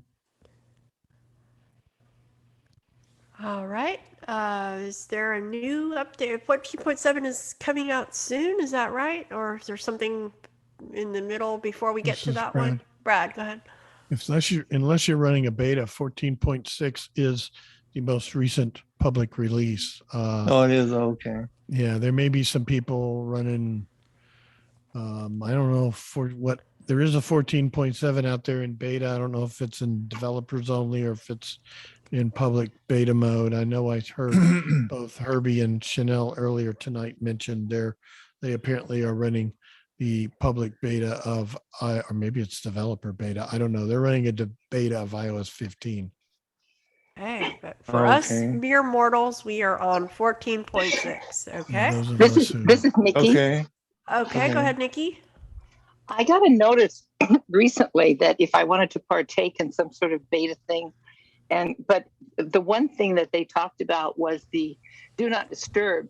And I don't use VoiceOver, but it sounds like it's going to be really complicated. So I don't know what that's going to do to VoiceOver, but if you can find out more about it, Brad, that might be a really good idea. Okay. All right. Homework. Brad's got homework. Okay. Yeah, right. Oh my God, I can understand that. This is free. Okay, hang on. We're getting. Oh, okay. Go ahead, Brad. Sri. Can you hear me? Yes. I was just going to say that people in this call, if you're going to try to use a beta, make sure it's not your primary phone. Absolutely. Yes. Very good. Okay. Thank you. Yes. All right. Who has a new question? There's so many questions out there that need to be answered, right? Okay, one more question for you guys then. I've had this question before, so I feel like a broken record, but it happened to me again. I went to try to log in to the National Braille Press website, and then it says login with X address. I have 2 email addresses that I typically use, and of course I don't remember which one. So am I to assume that it knows which email address I used for that? I guess if I put it in my keychain, then it knows. Brad, go ahead. it's probably in your saved passwords. It would save the user ID, which is generally an email address, and the password that you use on whatever website, in this case, the NPB website. Sometimes you may have had 2 of them. And if you go to that website and tap on such like the, enter user ID field and double tap it right above your keyboard, it should give you suggestions. And sometimes I've had that where I have, like, for example, FedEx. I have created an account using a FedEx user ID and my email address, and it will offer me 2 options to log in. And if you go into settings and passwords, you can view all your saved user ID and password combinations. And if there's an old one or there's 2 of them for a website and you're like, I don't want to, I just use this one, you can clear them out that way, and it won't offer that as a suggestion anymore. So Perhaps that's what you're. So this is under, so that's under passwords, or that's not keychain, right? I mean, we're always talking They about are stored in keychain. However, if you go under settings and look down the list, I'm sorry, I can't remember exactly where it is, but it will say passwords. Okay. And when you open it, it's going to either require you to enter your device password or Face ID to get in there. So not just anybody can get in there. Okay, so then once I'm in there, and then say I see, okay, well, yeah, whatever, National Braille Press has this. Can I, if I wanted to, just change the password, or is that going to screw it up for later? No, you have to go to the website to change it. Okay, so don't change it, but you can delete things. No, but you'll see a lot of times when at one point you logged in using your iOS device, you logged into that, and you gave your user ID, your email address, and you typed in a password the very first time. And at some point it popped up a little box right as soon as you logged in, just like it does on your desktop Apple device, and said, would you like to save this, user ID and password to your keychain for use on all your Apple devices? And you had the opportunity to say yes or no or not now. Yeah. And then if you do that, you can always go to any of your Apple devices, an iPad or that desktop device we don't talk about here, and they should show up there as well. Mine do. It's a great feature. I love it. Spent my whole life resetting passwords, so I think I need help. Okay. All right. Thank you, Brad. Go ahead. Who's that? It's Kathy. Yes, ma'am. Go ahead. So to review, Please do. I always get flustered when I'm okay. So your on the iPhone, your address is your email. I get mixed up with when it says there's like 3 things and I only know 2. Like there's the address and there's the username and there's the password. Is that all? And then so username is just whatever you give it your first and last name, or is username your password? This is Brad. Marty. Yeah, go ahead, Brad. Yeah, it depends. It depends on the site. I mean, some of them may want more information than No, I'm on the others. group. For example, I believe what Sandhya is talking about, I haven't been to National Braille Press in a while, but I believe when the first time I was there and I bought something, it asked me to create an account and it asked me for my email address. That way it uses that as my user ID. Email addresses tend to be unique. And that way it can also use that to communicate with me. When I make a purchase, it will send me an email with the link to download whatever I just purchased. So it will use that as your user ID, or it will, and then it asks you to create a password and you create a password. I have an account, like I mentioned, with Federal Express so that I can know about packages that are coming. And then I went to their website and it asked me to create an account and it asked me to create a user ID. It apparently at some point, when I log into the app, or it prompts me for one with my email address or one with the user ID. I don't remember creating one with my user ID. So I don't know, with my email address, only a user ID. So I don't know where that one came from. Maybe I did create both at some point. This is Marty. Generally, they will tell you what they want and they will give you an option, create a user ID or use your email or something like that. But it's on a site by site, app by app, basis as to what they want. All right. Thank you, Brad. Go ahead, Marty. Yeah, Kathy, most websites will want your email address as the user ID. Some of them, and they will say, and your email address, and then they will separately ask for a username because they don't want the email address as a username. You have to create your own username.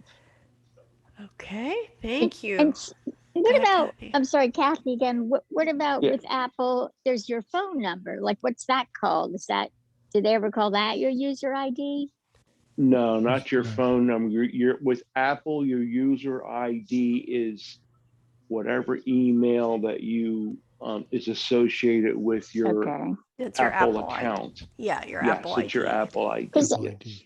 Somewhere on my phone, there's some confusion because I have an AT&T account, which is my regular phone number, the house phone, which nobody has anymore except for me. And that somehow has become some main phone number in my iPhone, which comes up every once in a while and freaks me out. But I guess somehow it knows, it knows what phone number the iPhone is, but it still thinks my home phone is the main number. All right. Anybody have any thoughts on that for Kathy? This is Marty. Yes, sir. I don't know if that's something that you would have to contact AT&T customer service. Probably the easiest to do it that way and have them switch it. I don't know if you can switch that on the AT&T website. This is Brad. Brad. I'm not sure what you do. You have a home phone with AT&T and you also have a iPhone with AT&T, but only one of those numbers is AT&T is using as the number by which they reference your account. And like Marty said, you could probably contact AT&T if you want to change it or just leave it alone. But because I don't know, do you access them through an app or through a website? I don't know, but it might be because they're both AT&T. AT&T can know who you are through either one. Right. So, I mean, it probably is fine with them. If it's doing it, I wouldn't really worry about it too much. Unless you're confused, in which case call AT&T and talk to them about it, see what they say. This is Shri. Go ahead. One of the reasons people ask to have the mobile number is to do a two-step verification. So you'll see some sites that require the phone number to be there just so that they can do a secondary verification. All right, very good. Two-factor authentication, also known as TFA. I know you're impressed. Okay. All right. Anybody else with a showing off 1 minute question? It gets better every moment. All right. I thought that was the Farm Association. Thank God she got her ears cleaned out. But any last minute questions? All right. No. Don't want to have another question. Okay, well, I encourage everybody to yes, act to follow. I know, right? So go and definitely we encourage TFA. It is a pain in the butt, but it definitely will keep you secure. So with those final words of wisdom, thank you so much, Brad, for helping me out tonight. And thank you. It's my pleasure. I know it is. Everybody be safe. Yes, and we will be back on. Modesty is unbelievable. Tomorrow is Clubhouse Mini Buzz 5 to 6, Trekkie Talk on Saturday, and Thursday. The movie Jaws. Dum, dum, dum, dum, dum, dum. Okay, and that will be on Friday night, 8 p.m. Central. Come and check it out. Oh my goodness, that is going to be a fun movie. I have never seen it, and I hope you will come and join us. And we will see you next week. Good night, y'all. Bye. Thank you. Good night. Good night, Have a good everybody. week, Bye, bye, bye. everybody. Good night. Bye. Bye-bye. Good night.